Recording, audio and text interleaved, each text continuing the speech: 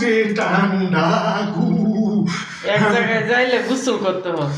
গোসল তোর ভাই গোসল করে গেছি না করে যাইতেছি এটা কি জানে জিকু জানে না জাহাঙ্গীরে জানে না কামালে জানে। ভাইয়া তুমি গোসল না করলে যাইতে দিব না, তুমি গোসল করলে তবে যাইতে পারবা, নাইলে কিন্তু যাইতে দিব না। এরকম জিদ করে এরকম একটা শীতের মধ্যে আবার গোসল না করাইতেছস।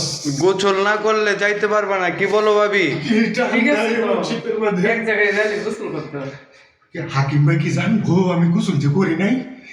বালা পোশাক দিব আমরা তো জানি এন অনুষ্ঠানের মধ্যে যারা আইবো হেরাও জানতো। আমরা তো জানি করে গেছি না না, তোমার এক কথাই আমাদের এক কথাই, যদি গোসল করো যাইতে পারবা, আর নাইলে আমরা যাইতে দিব না। আমার মাফ করে দে ভাই।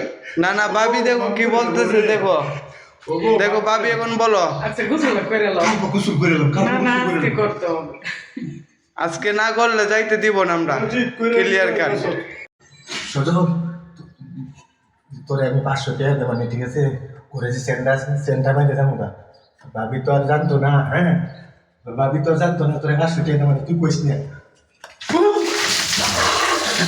ঠিক আছে ঠিক আছে।